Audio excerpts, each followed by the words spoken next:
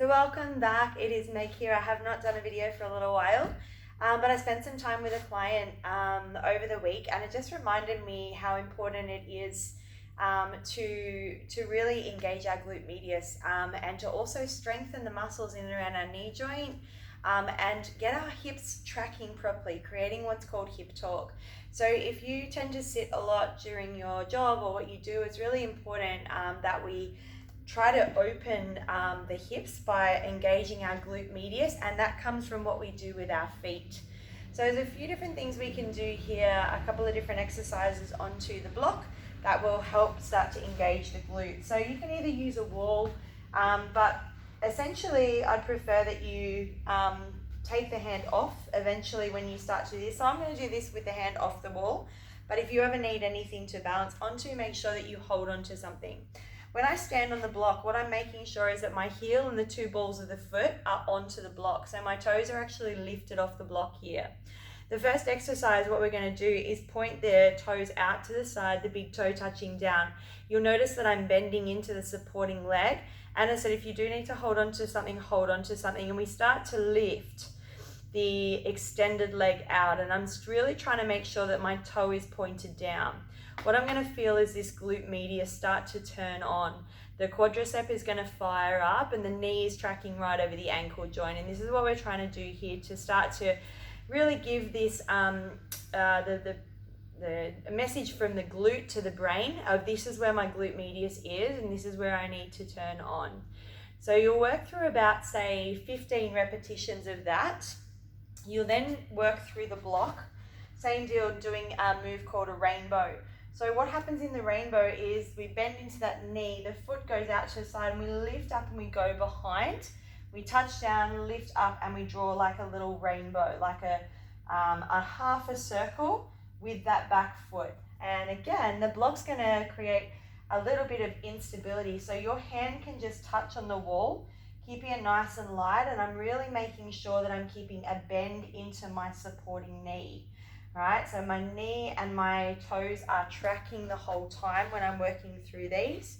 Same deal, you'll work through about 15 repetitions of the rainbow, lifting that back foot up and around. Beautiful.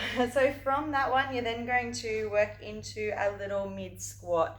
So what's actually happening here is we're keeping the inner thighs engaged and we're going to lift up that leg and we're going to place it down and squat. So we lift up, place it down and squat. Push through the heel, come back down and squat. Through the heel, come back down and squat. So from the side, this will look like this. Again, we want to try not to hook on with the toes too much. Engage the inner thighs together, push through the heel, and then sink back down into that squat. And so these three exercises, you can go right, left, right, left, right, left. Probably recommend you go 2 to 3 times into these ones.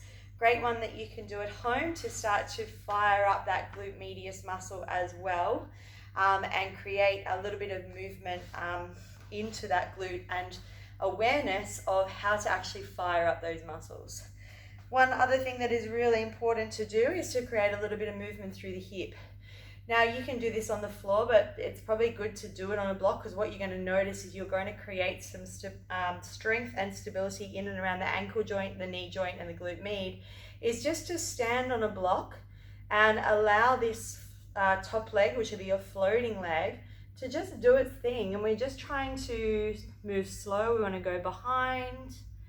Maybe that knee comes in front for an internal rotation, and we're very, very slowly, for about a minute or so each side, allowing ourselves to find positions where what you're going to feel is this, again, glute medius start to fire up. But we're working through our core, we're working balance here, and we're working into some strengthening. We're training the ankle joint and the knee that it's okay to sort of go in these different directions. And you start to really work through your stabilizer muscles here. And 2, working into your balance, which is really, really important. As we get older, our balance, our receptors start to sort of defire a little bit. If we keep getting stuck in the same routines and the same habits, we just aren't firing new neurons. And what we're needing to do is keep these guys really nice and fresh in our brain. So that would be 1 minute each side. So there's 4 exercises there that you can work to strengthen into that glute medius muscle, which is on the side of the glute. So a really great thing to do if you find that you are sitting a lot and you're finding that your hips and your lower back are tight. As I said, same deal, generally a hip problem or a back problem generally stems from our feet and what we're actually doing. So it's so important to be out of shoes as much as possible. Walk around with bare feet to notice how you're actually connecting with the ground and what your hips are actually doing as you're walking.